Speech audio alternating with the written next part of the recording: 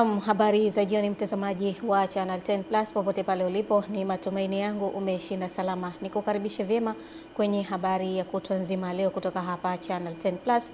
Mimi ni Fatma Hassan, karibu.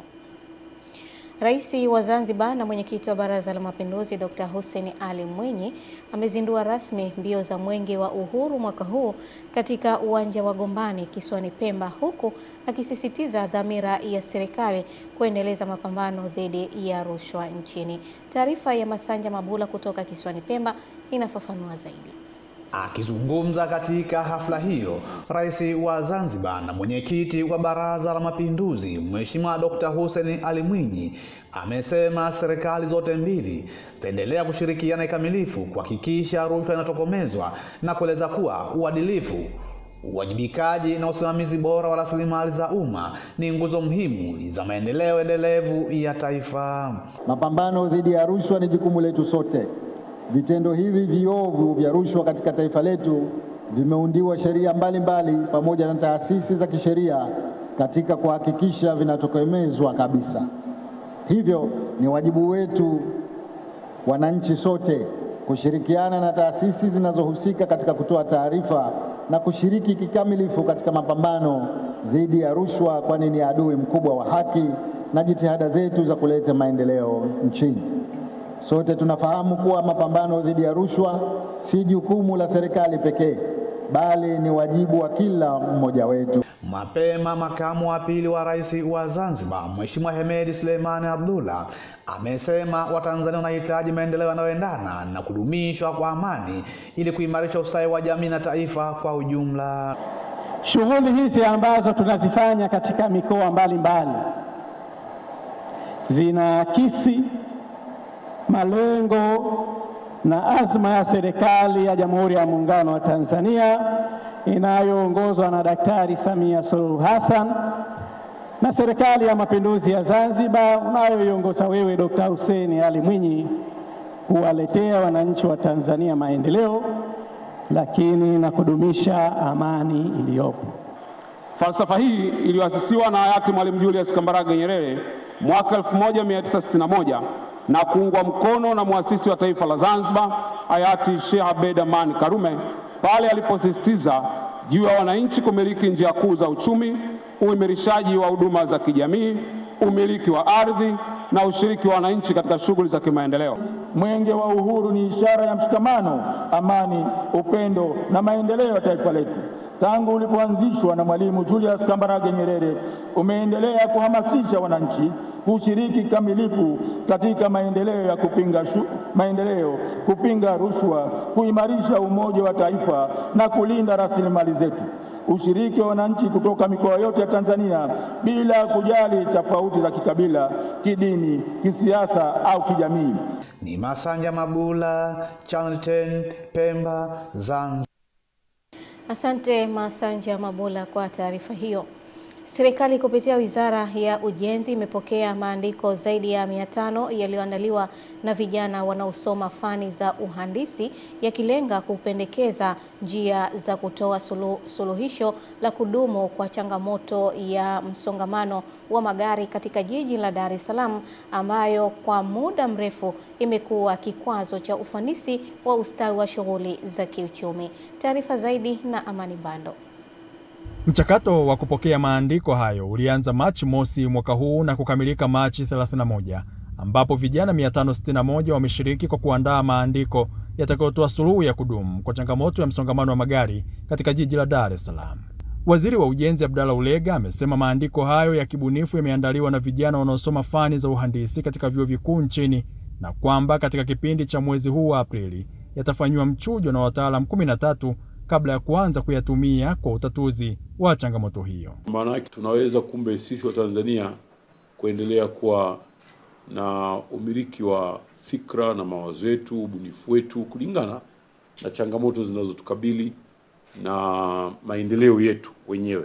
Amesisitiza kuwa lengo la serikali ni kuhakikisha vijana wenye ubunifu na taaluma mbalimbali wanashiriki kuijenga nchi na kwamba wizara imepanga kutafuta mbinu na bunifu kwa ajili ya majiji na miji mingine ili kukabiliana na changamoto hiyo na nyinginezo. Ile fikra manake zinaweza kwenda kutawanywa katika maeneo mengine kwa ajili ya kuhakikisha kwamba makosa au uboreshaji tunaofanya kwa ajili ya Dar es Salaam basi Mwanza na kwingineko tuweze kufanya vizuri zaidi.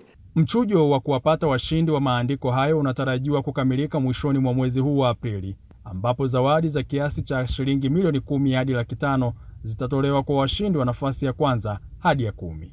Amani Mbando, Channel 10, Dodoma.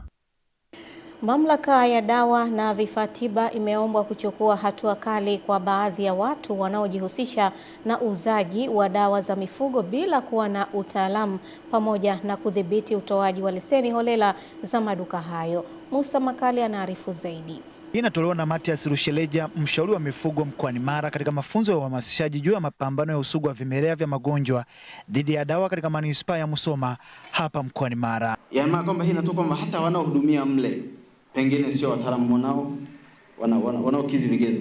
Na huu unafanyika pia ukaguzi wa wale watu wa huduma walio kwenye ile maduka. Na kati ya maduka haya yaliyokaguliwa ni watu wa huduma 17 tu ndio wenye vigezo halisi vilivyokizi, kwamba huyu kweli ukimuuliza kuhusu mifugo, vitu alivyonavyo, usajili, wao wako vizuri. Kwa upande wake Venance Brushi, mkaguzi wa dawa kutoka mamlaka ya dawa na vifaa tiba TMDA, amesema lengo la elimu hiyo ni kuwashirikisha wafugaji katika mapambano ya usugu wa vimelea vya magonjwa dhidi ya dawa. Sisi binadamu ndio tunaowafuga, tunakaa nao.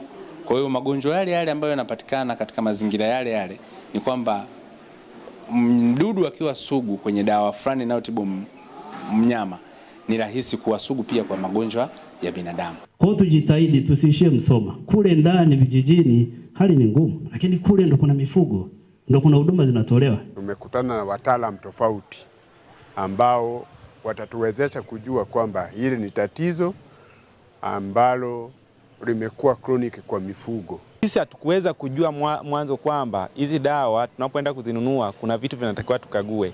Lakini kwa leo tumejifunza kwamba kuna nembo ambazo tunatakiwa tuone.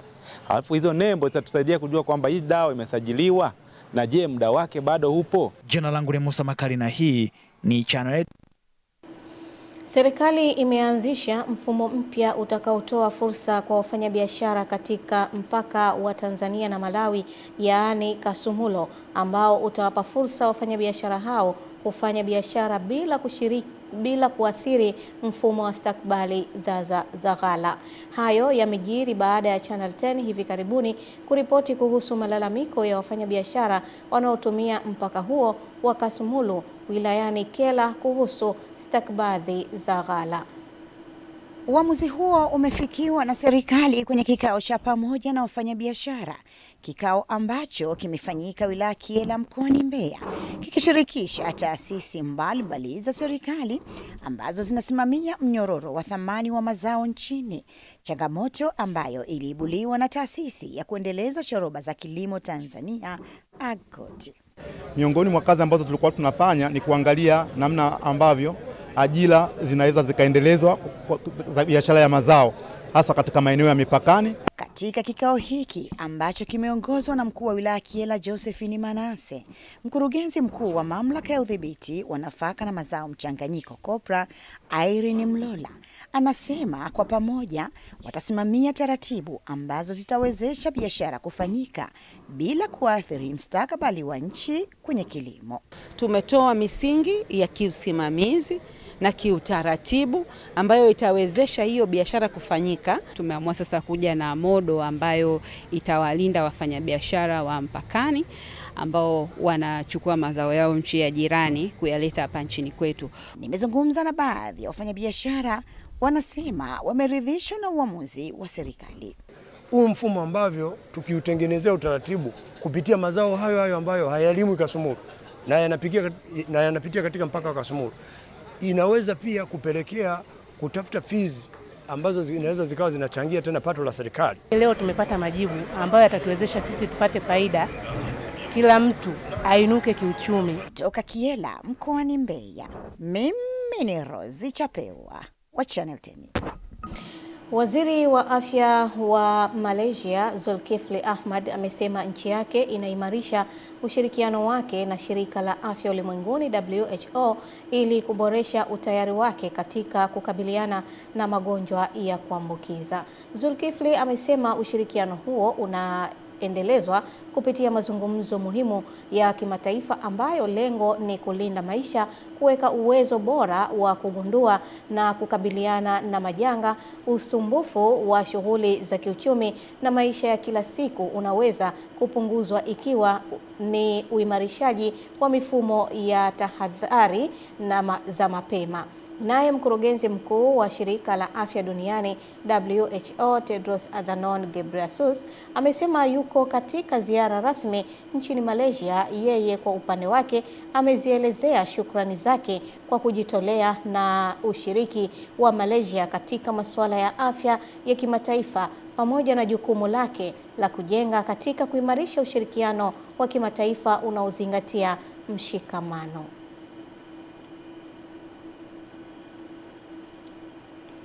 Chama cha Mapinduzi CCM mkoa wa Tanga kimetoa siku 7 kwa halmashauri ya jiji hilo kuhakikisha hali ya usafi inaimarishwa katika soko la Mgandini ili wafanyabiashara waweze kufanya shughuli zao kwenye hali ya usafi na kuepushwa na magonjwa ya mlipuko yanaweza kutokea. Taarifa zaidi na Raya Kipengo.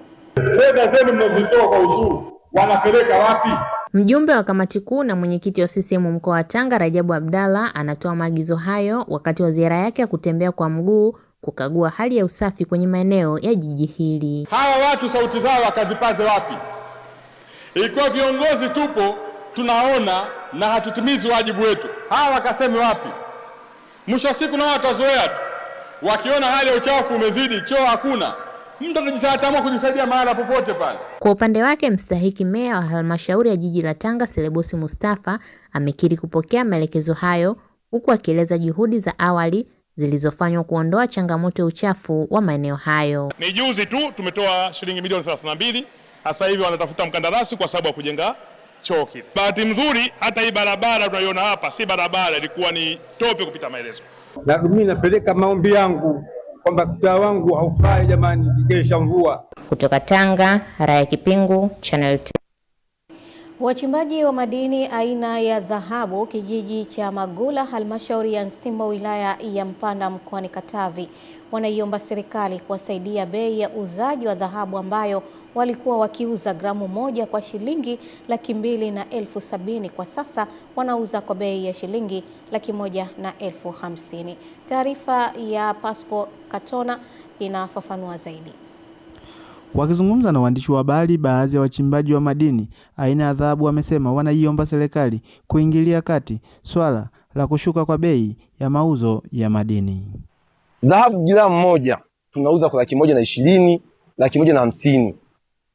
Kiasi kwamba ambacho kwa sisi wachimbaji na kwa maji sasa hivi madola yamejaa maji, tunapata dhahabu kwa shida sana. Mimi ningejaribu kuomba serikali tuangalie na sisi kama wachimbaji wadogo, tusiokuwa na mtetezi. Sisi baba yetu mtetezi ni serikali. La dhahabu kushuka bei limeshuka kwa kasi sana. Tunajikuta tunahangaika wachimbaji kupata kitu, lakini kulingana na dhahabu ilivyoshuka hatupati chochote. Dhahabu ilikuwa mpaka 280,000 kwa gramu, 270,000, lakini sasa hivi 150,000. Kwa hiyo tunaomba wito wetu, tunaomba serikali iangalie hilo swala namna gani ya kuweka mambo sawa ili sisi wachimbaji wadogo wadogo tuweze kunufaika. Madini kushuka, watueleze sababu ni nini? Ni hela zinakuwa hamna au ni kwa sababu ya haya mavita ya huko au wapi? Hatuelewi, nataka watueleze. Gramu moja ngapi? Sasa hivi gramu ni 150,000 wakati gramu ilikuwa inauzwa 280,000. Alafu ndani ya wiki tu madini yameshuka kwa kasi. Hata hivyo, mwandishi wa habari sikuishia hapo. Nimefika katika kituo cha umahiri Mpanda, Wizara ya Madini na Tume ya Madini na kuzungumza na meneja mhandisi Andrea Maruganja. Amewataka wachimbaji wa dhahabu kufuata bei elekezi ya soko inayotolewa na BOT kwa siku hiyo. Mimi niko tunapenda tu na kushauri nafikiri wengine labda ni kosa hiyo elimu ambayo ya kuweza kujua kwamba kila siku inatolewa bei elekezi ya ununuzi wa dhahabu. lakini nilikuwa napenda kuwashauri wote kuanzia wachimbaji, mabroka na madealers kuweza kuziuza dhahabu kama wanashindwa na huko sehemu ambazo za ununuzi za nini, sio unaweza kaja. Soko letu liko hapa Mpanda mjini karibu na benki ya NMB. Pale tunatoa kwenye mbao zetu za matangazo tunatoa bei elekezi ya siku pamoja na yani bei elekezi ya siku pamoja na bei elekezi ya dunia. Nikiripoti kutoka hapa mkoani Katavi, inaitwa Pasco Katona wa Channel 10.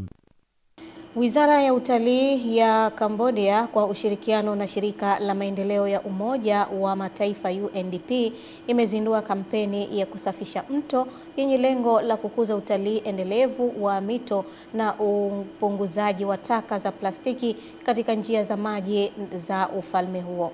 Waziri wa Utalii Hart Hak amesema serikali imetambua utalii kama kichocheo kikuu cha ukuaji wa uchumi endelevu, uundaji wa nafasi za kazi na maendeleo ya kitaifa, huku akisema utalii wa mito unakabiliwa na vitisho vya dharura ikiwa ni pamoja na uchafuzi wa plastiki, miundombinu midogo ya usimamizi wa taka kwenye boti za utalii na tabia ya kuendelea ya kutupa takataka. Taarifa zinasema kupitia kampeni hiyo wadau wote wametakiwa kulinda mito kwa kukumbatia mbinu ya 4Rs: kukataa, punguza, tumia tena yani recycle, na kushirikiana ili kuendeleza upunguzaji wa plastiki na kuhakikisha mito inabaki safi, yenye afya na kuvutia vizazi vijavyo ili kuhakikisha utalii endelevu.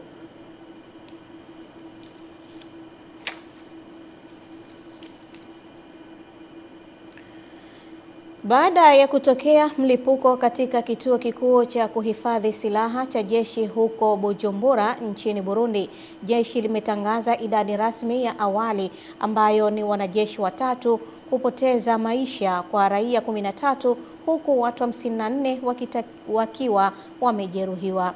Habari zinasema miongoni mwa madhara yaliyotokea ni kuathiriwa kwa kambi mojawapo ya vituo vikuu vinavyohifadhi vifaa vya jeshi la Burundi, ikiwa ni pamoja na maghala mengi ya silaha, vifaa, dawa na chakula, ambayo iko karibu na taasisi ya juu ya maafisa wa jeshi yenye kupokea maafisa wa jeshi wanaotarajiwa kupokea mafunzo na hifadhi. Msemaji wa jeshi Jenerali Gaspard Baratuza amesema kwa sasa taarifa zingine zimebaki ndani ya jeshi kutokana na masuala ya kiusalama. Hata hivyo, mamia ya wazazi waliotengana kwa watoto wao wakati wa kukimbia kwao kwa ghafla wamekuwa wakijaribu kuwapata kwa kutuma ujumbe katika vikundi vya WhatsApp ili kurahisisha